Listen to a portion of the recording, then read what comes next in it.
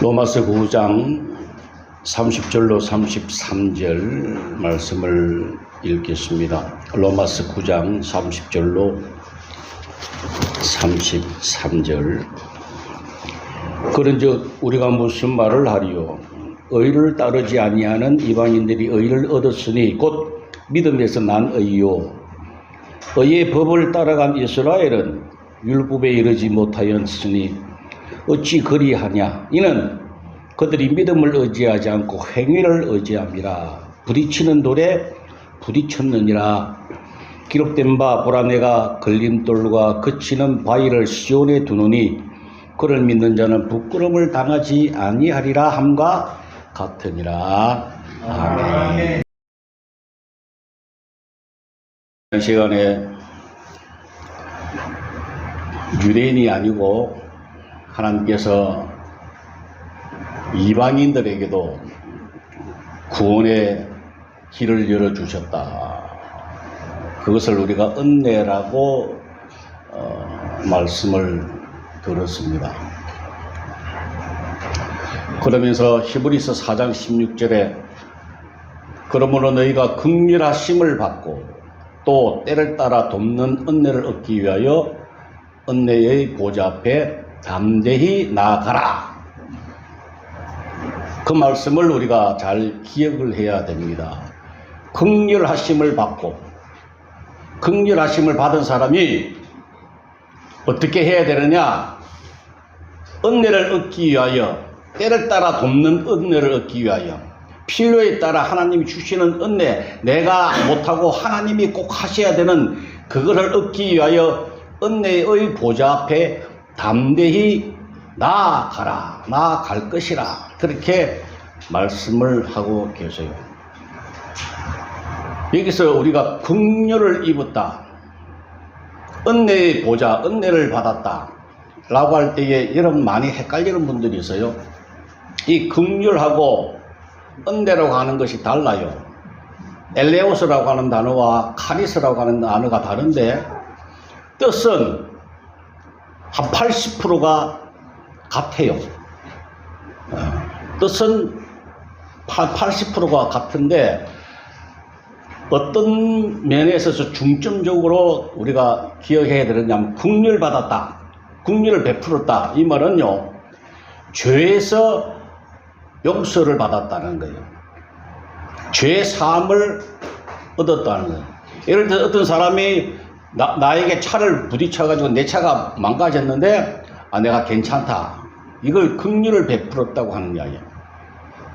반면에 은혜라고 하는 단어는 일반 모든 것에, 우리가 할 수 없는 모든 것에 하나님이 그저 할 수 있도록 은혜를 베푸셨다, 그 뜻입니다. 그래서 우리가 하나님 앞에 죄를 용서받았으니 그러한 사람은 때를 따라 돕는 은혜를 얻기 위하여 날마다 시시때때 언제든지 은혜의 보좌 앞에 나아가서 아버지 이거 주세요 라고 하라고 하는 거예요. 긍휼하심을 받지 못한 사람은 그렇게 못하는 거예요. 이 세상 사람들은 하나님의 관계가 없기 때문에 은혜의 보좌도 모르고 그렇게 할 수가 없는데 하나님의 자녀들은 그렇게 하라, 이 말씀입니다. 오늘 본문의 말씀을 이 이방인들이 구원을 받았다, 이 말씀을 우리가 성경에서 여러 가지 그 비유로 말씀을 하시는데 특별히 그 마태복음 22장에도 기록이 되어 있고 누가복음 14장에도 같은 내용이 기록이 되어 있습니다. 근데 마태복음 그 22장을 우리가 한번 살펴보면 예를 들어서 비유로 주님이 말씀하시는 거예요. 어떤 왕이, 임금이 아들이 결혼을 하는데 사람들을 다 초청해라. 초청했는데 안 온다고 하는 이야기예요. 그래서 그러면 너희가 사거리에 나가서 사람들을 막 강권에다가 불러다가 데려오느라. 그래서 사람들이, 이 하인들이 가서 사람들을 다 끌어모았어요. 끌어모았는데 임금이 보니까 그 중에 하나가 예복을 입지 않았더라. 그래서 야 종들에게 야 쟤 쫓아내라. 쫓아내라 라고 임금이 이야기하면서 주님이 뭐라고 하십니까? 청함을 받은 사람은 많은데 택함 받은 사람은 적다 이야기를 하셨어요. 이 같은 이야기를 누가복음 14장에는 보면요, 하나님 나라에서 떡을 먹는 자는 복이 있도다 이렇게 시작을 합니다. 이렇게 임금이 자기 아들의 그 혼인잔치가 14장에서는 하나님 나라에서 잔치를 이야기하는 거예요. 이게 같은 맥락이죠. 다 오늘날 많은 사람들이 이 하나님 나라에서 어떻게 하면 사는가 그 이야기입니다. 잔치를 준비했다. 의와 평강과 희락을 이 땅에서 주지 못하는, 이 땅에서 누릴 수 없는 그것을 주시겠다. 그걸 누릴 수 있는 것이 바로 잔치라고 하는 이야기입니다. 사람들이 안 온다는 거다. 유대인들이 안 온다는 이야기예요. 이스라엘 사람들이 믿지 않았다는 이야기입니다. 그래서 사거리에 나가서, 밖에 나가서 사람들을 데려오느라. 사거리가 뭡니까? 동서남북을 이야기하는 거죠. 영국을 통해서 하나님께서 이 복음을 세계 전방으로 다 그냥 하나님이 전파하게 하셨어요. 그래서 교회가 그야말로 가득 찼습니다. 정말 기독교가요 굉장한 붐을 일었습니다. 영국을 위시로 해가지고 이게 미국에서 굉장한 붐을 이뤘습니다. 그게 한국까지 왔습니다. 어마어마하게 큰 부흥이, 그래서 가득 찬지라 그랬어요. 그런데 문제는 그 중에 예복을 입지 않은 사람이 있더라는 거예요. 어디 안에요? 교회 안에. 교회는 왔는데, 모였는데, 함께 예배드리고 찬송하고 하는데 그 중에 예복을 입지 않은 사람이 있더라는 거예요. 왕이 어떻게 이야기했습니까? 내어 쫓아라 라고 하시면서 끝으로 하시는 말씀이, 청함을 받은 사람은 많은데, 교회에 나오는 사람은 많은데 택함 받은 사람은 참 적다. 이 무슨 말씀이 떠오릅니까? 마태복음 7장 13절에 좁은 문으로 들어가라. 하여튼 어딘가는 들어가야 돼요. 사람들이 들어가야 돼요. 근데 좁은 문으로 들어가라.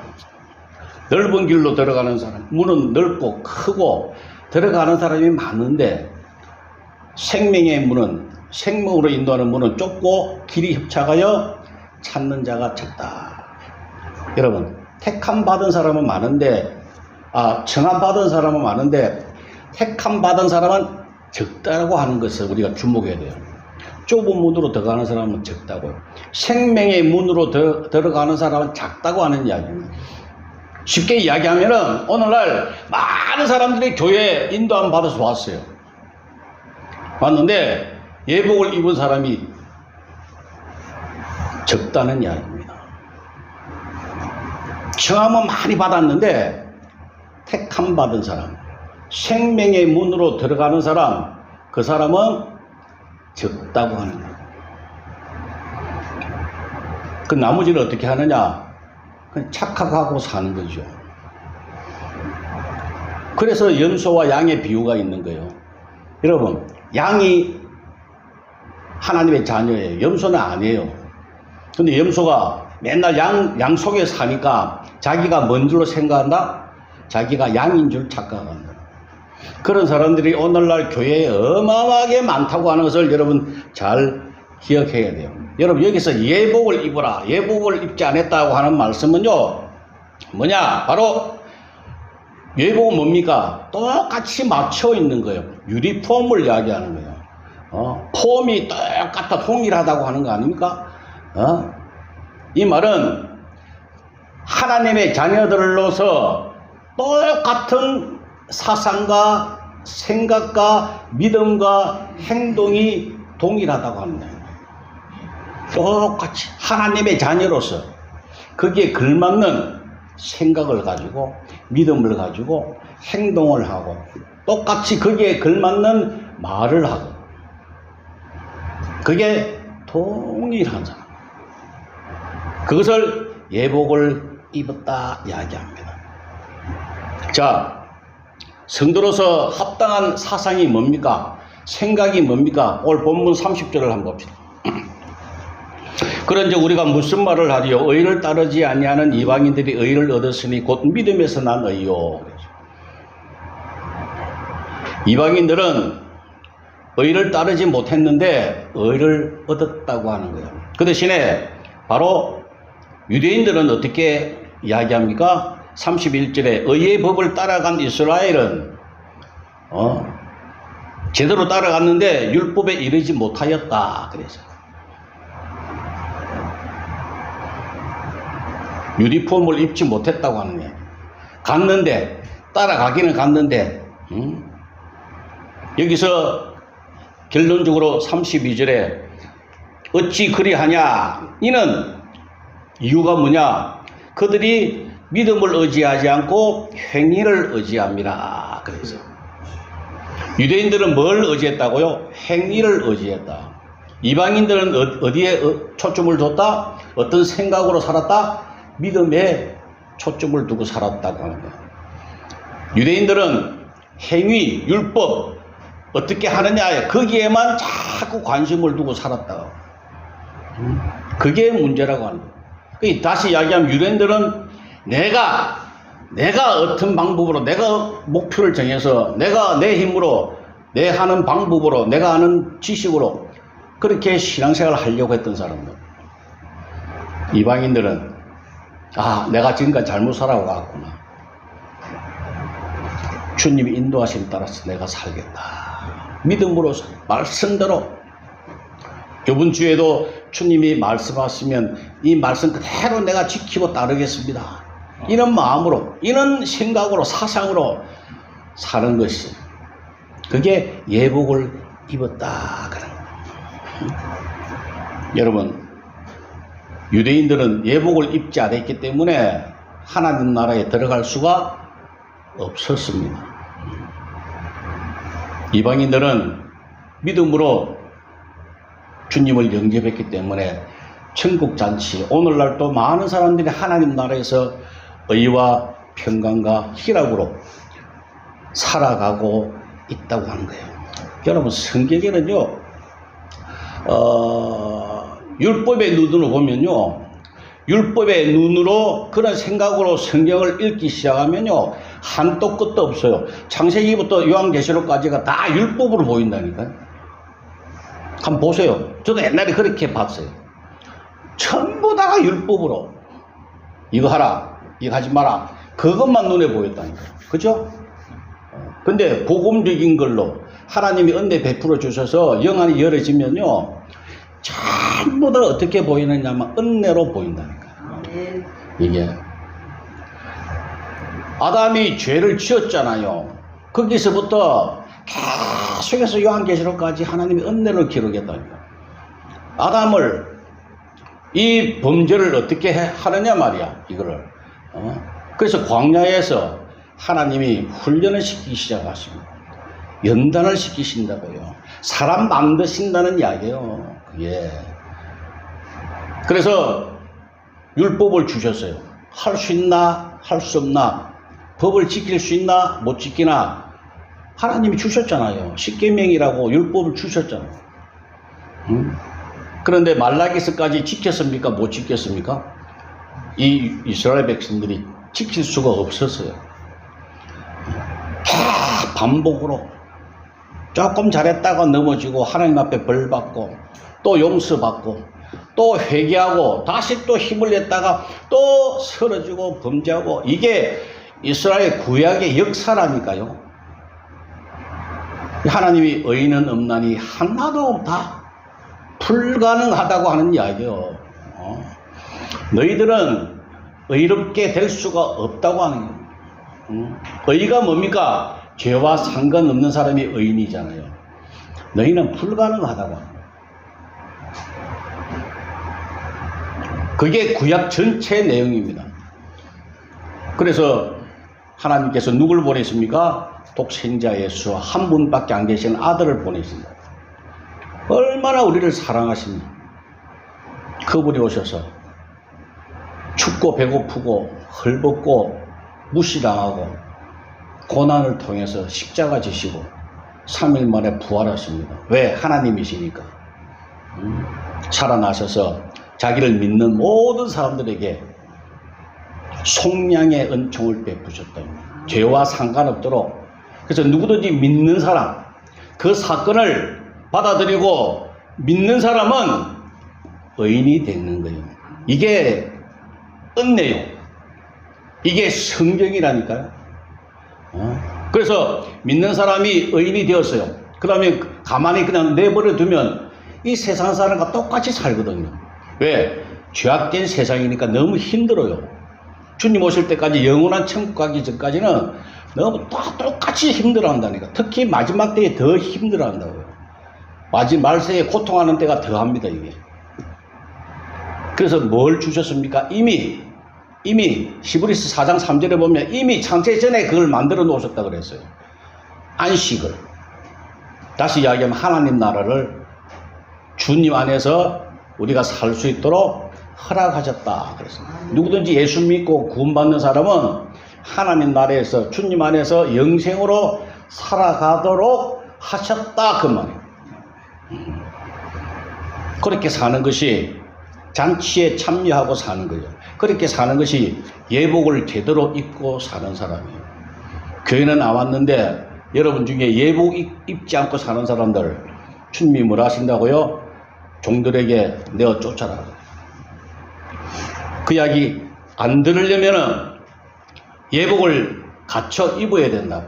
하나님 뜻대로 하나님 원하시는 생각으로 믿음으로 그렇게 우리가 살아야 된다 이 말이에요. 그게 대단히 중요하다고 하는 이야기 아닙니까? 근데 문제는 이 사탄 마귀들이요, 방해가 보통 심한 거 아니에요. 왜냐면 마지막 때거든. 이제 조금만 있으면 자기들이 이제 끝나거든. 자기들이 할 수 있는 게 없거든요. 이제 지옥에, 영원한 지옥에 이제 갇히거든요. 그러니까 발악을 합니다. 그래서 할 수 있거든. 믿는 자에게도. 헷갈리게 한다니까. 그래서 어떻게 한다고요? 무지함으로, 오류로, 그 다음에 나태함으로, 이런 것들로 해서 계속해서 영생으로 살지 못하게 합니다. 무지함으로 막 여러분들을 헷갈리게 한다. 못 듣게 한다니까요.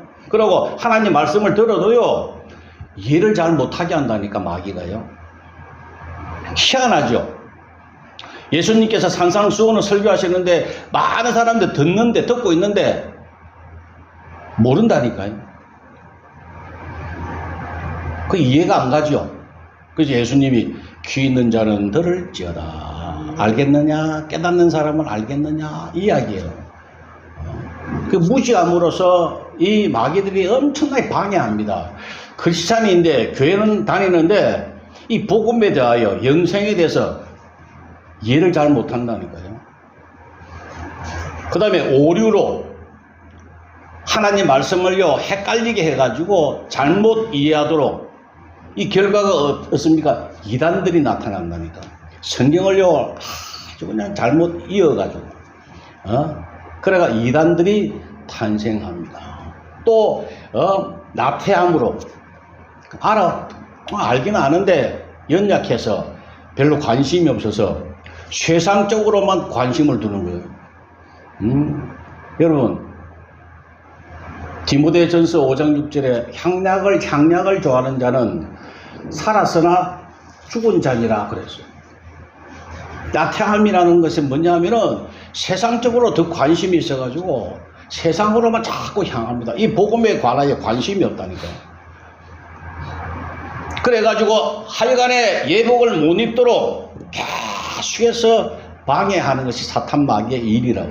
그래서 사도 바울이 너무 답답하니까 골로새서 2장 20절에 너희가 세상의 초등학문에서 그리스도와 함께 죽었거늘 어찌하여 세상에 사는 것 같이 규례에 순종하느냐 그렇게 해서 곧 붙잡지도 말고 맛보지도 말고 만지지도 말라 그렇게 해서 너희가 세상의 초등학문에서 이 세상의 모든 법에서 예수님과 함께 그리스도와 함께 죽었는데 왜 세상에 사는 것 같이 죽었으면 그리스도와 함께 살고 그리스도와 함께 하나님 나라에서 살아야 되는데 왜 아직도 세상에 사는 것 같이 규례에 순종하느냐? 왜 법대로 율법 따라 사느냐 이 말이야.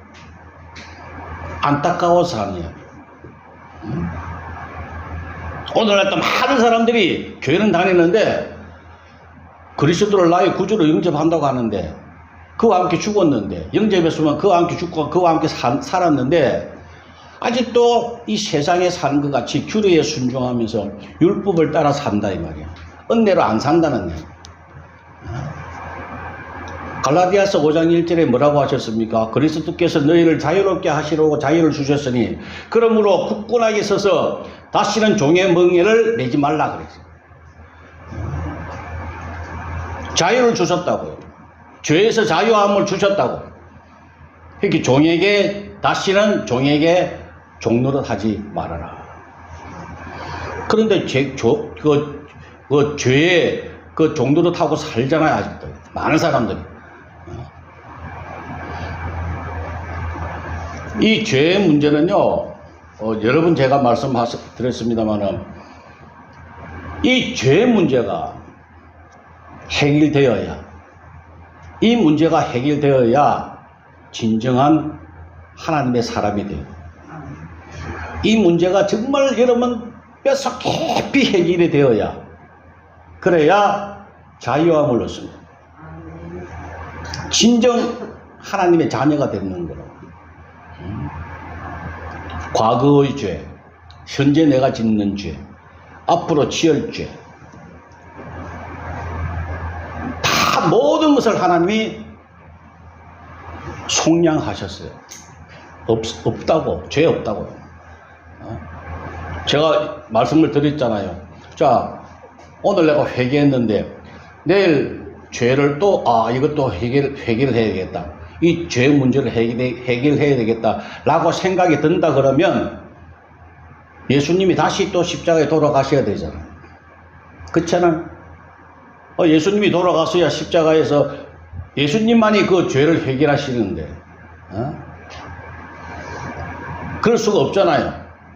2000년 전에 예수님이 과거에 현재 미래의 모든 죄를 이 땅에 있는 모든 죄를 예수님이 다 그때 해결하셨다 이 말이에요. 그것을 우리가 받아들이는 거예요.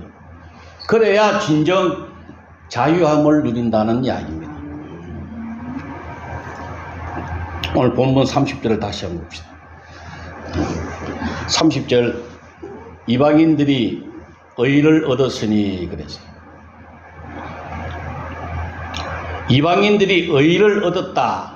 의인이 되었다. 이 말 아닙니까? 저와 여러분들이 이방인이라고요. 이스라엘 입장에서 보면 우리가 다 이방인들이라고, 사도 바울의 입장에 보면 우리가 다 이방인들이라고. 우리가 의를 얻었답니다. 의인이 되었답니다. 우리가. 여러분 의인이 뭔지 아세요? 그냥 뭐 의롭다 그러니까 뭐 대수롭지 않게 생각하는데 이 만물 중에는 의인은 누구밖에 안 계신다고요? 우리 하나님밖에 안 계세요. 의인은 의로운 사람, 의인이라고 이야기하기가 우리가 표현을 내가 그렇게 하는 겁니다. 의로운 사람은, 의로운 분은 단 한 분, 우리 하나님밖에 안 계세요. 그분은 죄와 관계 없으시다고요. 그런데 우리가 의인이 되었다고 하는 것은요, 잘 생각해서 오해하지 말고 하나님과 동등하게 되었다. 하나님 같이 되었다. 김세윤 교수, 김세윤 박사님이 항상 이야기하는 게 그래요. 하나님 같이 됨.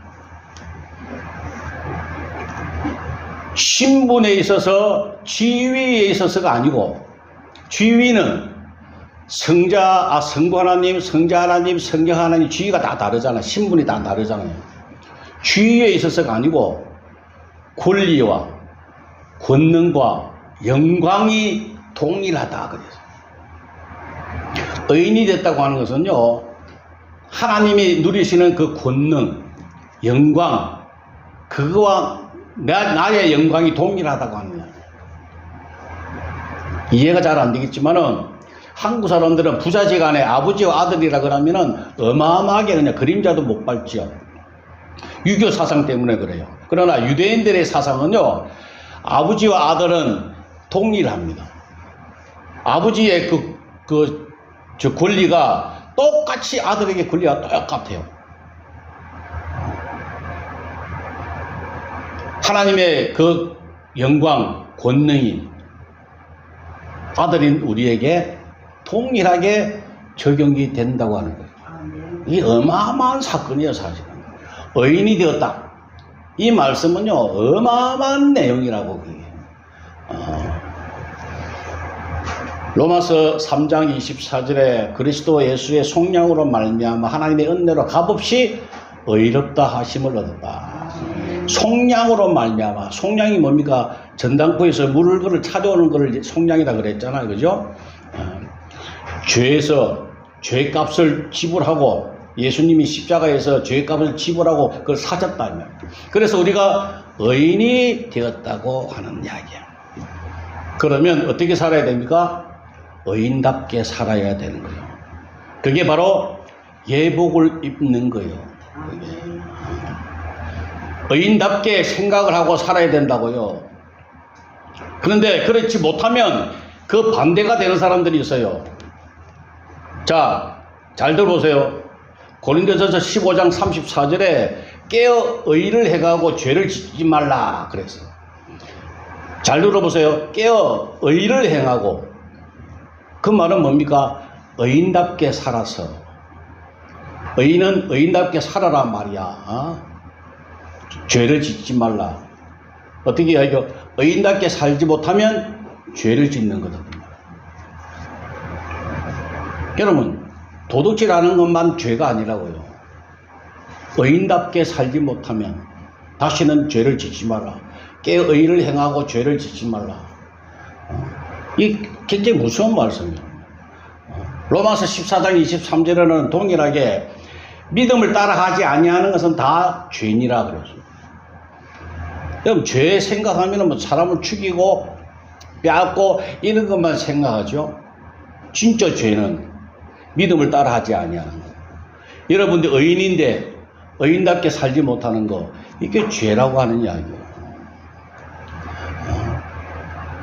그러니 의인답게 사는 것이 얼마나 중요한지 몰라요. 이게 하나님이 얼마나 기쁘시게 만드는지 몰라요. 이게 굉장히 중요하다고요. 자기 아들이 아들답게 행복하게 사는 것을 아버지가 바라듯이 의인을 만들어 놨는데, 양자 삼아 놨는데 하나님의 아들답게 영광스럽게 모든 것을 누리면서 왕노릇하고 그렇게 기쁨으로 충만해서 사는 것을 하나님이 원하신다 그 말이에요. 그런데 맨날 아들이 되어가지고 어디 가서 걸레 하나 주워와가지고 여기 저기 닦고 피아노도 닦고 그냥 아버지 눈치 보면서 바닥도 훔치고 맨날 찔찔 짜고, 그럼 아버지가 좋아하시겠어요? 아, 너 참 충성스럽다, 잘했다, 그렇게 하시겠어요? 아니면 저놈의 저거 야단치시겠어요? 우리는 맨날 죄의 종노릇, 죄의 종노릇 하면서 말이야, 율법을 따라서 그렇게 살아가지 않습니까? 매일 그렇게 살아간다니까. 여러분 생각해 보세요. 의인답게 살아가는 시간이 적다니까요. 오늘 내가 뭐 실수했나, 부족했나, 맨날 그런 마음, 죄책감으로 살잖아, 여러분. 죄책감이 얼마나 많이 들어요. 이건 하나님을 기쁘시게 하지 못하는 거예요. 율법이라고 하는 것은 맞고 틀리고, 그것부터 시작하는 거예요. 그렇기 때문에 사람들을 비판하기도 합니다. 모든 비판은 율법에서 나오는 거예요. 나는 맞았다, 너는 틀렸다. 또 자기를 방어하기 위해서, 자기 거짓말한 것을 숨기기 위해서 자기 변명합니다. 자기 방어를 합니다. 여기에는 결과가 뭐죠? 스트레스만 가득 찬다니까요. 기쁨이 없다니까요. 근데 믿음으로 은혜를 따라가면 주님 안에 주님 주신 거 감사하며 살면요, 자기 부인이 된다니까요. 그리고 열매가 뭐죠? 항상 기쁨이고 범사에 감사가 있다. 율법을 따라가느냐, 은혜를 따라가느냐, 여러분들이 선택해야 합니다. 이미 다 허락해 놓으셨어요. 자, 말씀을 정리하도록 하겠습니다. 여러분, 이스라엘 백성들이 광야에서 생활하는 것이 대단히 중요하다고 이야기했습니다. 이 광야 생활 40년이 왜 중요하느냐 하면요, 여러분 가만히 생각해 보세요. 이스라엘 백성들이 이집트에서 몇 년간 종살이 했습니까? 400년간을 종살이 했다니까. 노예 생활을 했다니까. 그야말로 인격도 전혀 없는, 가라 그러면 가고 앉아라 그러면 앉아야 되는 그 종살이를 400년 했습니다. 그러면 몸에 노예의 근성이 배이고 뼛속까지 배였다니까. 이것을 걷어내는 거예요. 이 광야 40년은요, 그것을 걷어내는 훈련이 이 광야 40년이라고 해요. 죄의 종노릇하고 죄 밑에서 평생을 살다가 마귀가 시키는 대로, 마귀가 근심을 주면 근심 그대로 받고, 마귀가 꼬시면 그대로 넘어지고, 마귀에게 평생 죄의 종노릇하고 살다가 하나님 나라 들어가기가 갑자기 됩니까? 훈련을 거쳐야 된다니까요. 그것이 여러분 광야라고. 이 광야는 해도 그만, 안 해도 그만이 아니에요. 틀림없이 해야 돼요. 징계는 다 받는 것이거늘 너에게 없으면 사생자요 친아들이 아니라. 이 광야가 없으면 안 된다고 하는 이야기예요. 죄의 종들을 다룬 우리가 완전히 벗어나서 오로지 주 안에서 살아가도록 주님과 함께 인격적으로 영광스럽게 왕노릇하며 생육하고 번성하고 다스릴 수 있는 그런 사람으로 바꿔줘야 됩니다. 지금까지는 종의 종노릇 해가 시키는데 눈치만 보고 살아. 눈만 반짝반짝 그리고 마귀가 시키는 대로 그냥 율법대로 맞고 틀리고 비판하고 정죄하고 자기 방어하고 자기 변명하고 오로지 자기를 보호막을 세워가지고 그렇게 살았던 우리가 이제는 돌이켜서 주님 안에서 남을 용서하고 사랑하고 원수까지도 사랑하고 넉넉하게 번성하고 생육하고 다스리고 왕노릇하고 살아야 된다 이 말이야. 그게 바로 중간의 훈련이 광야라 이 말이에요. 하나만 기억합시다. 로마서 6장 14절 죄가 너희를 주장하지 못하리니 이는 너희가 법 아래 있지 않고 은혜 아래 있음이라. 죄가요 우리를 주장하지 못합니다. 간섭하지 못합니다. 왜? 우리가 법 아래 있지 않다고, 죄의 법 아래 있지 않다고 옮겨졌어요. 은혜 아래 있기 때문에, 하나님의 은혜, 주님의 품 안에 있기 때문에 우리가 육신은 그냥 이 땅에 사는 것 같아도 주님과 함께 주님이 우리를 택하셔서 주님의 자녀가 되어가지고 주님이 내 안에 계신다고요. 우리가 다 각자 여러분 속에 계신다고.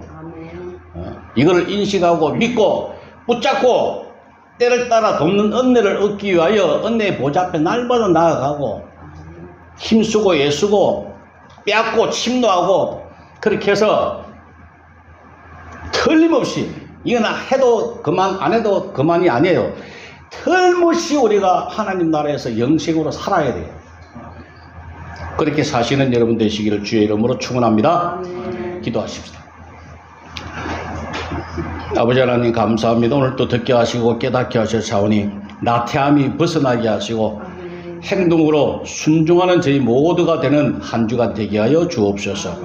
예수님의 이름으로 기도 올리옵나이다. 아멘.